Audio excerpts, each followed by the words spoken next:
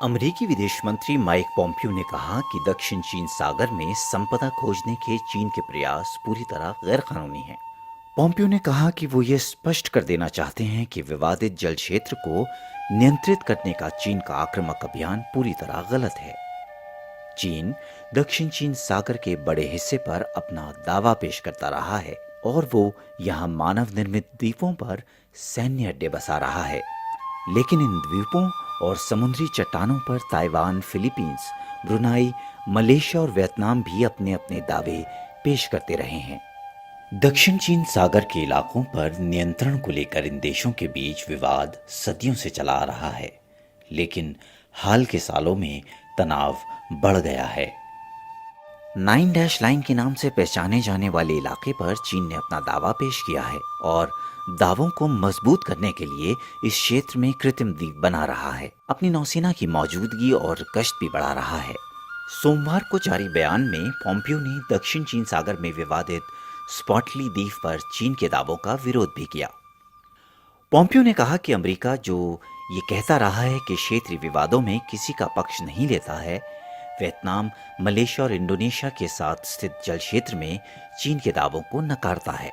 Pompeo ने कहा कि इस जल क्षेत्र में दूसरे देशों के मछली पकड़ने या हाइड्रोकार्बन विकास से जुड़ी गतिविधियों को परेशान करने वाला कोई भी कदम या एक तरफा तौर पर ऐसी गतिविधियां करना अवैध है।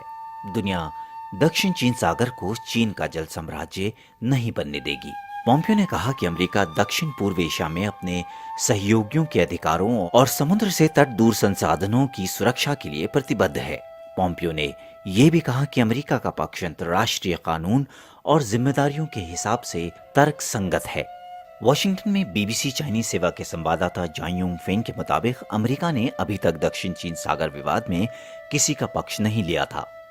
हैग में अंतर्राष्ट्रीय अदालत के दक्षिण चीन सागर पर चीन के दावों को कानूनी तौर पर निराधार बताने के 4 साल बाद अमेरिका ने अब इस इलाकाई विवाद में अपनी स्थिति आधिकारिक तौर पर स्पष्ट की है। लेकिन सवाल ये है कि अमेरिका ने अब यह कदम क्यों उठाया है। बीते सप्ताह दक्षिण चीन सागर में अमेरिकी और चीन की नौसेनाओं ने एक ही समय पर युद्धाभ्यास किया था। ये एक दुर्लभ घटना थी जो बताती है कि चीन और अमेरिका के बीच तनाव बढ़ रहा है।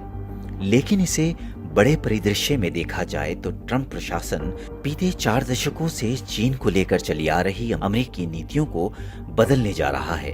ट्रंप प्रशासन का मानना है कि चीन को लेकर अमेरिकी नीति नाकाम रही है। हाल ही में अमेरिका ने कई मुद्दों पर चीन की खुलकर आलोचना की है।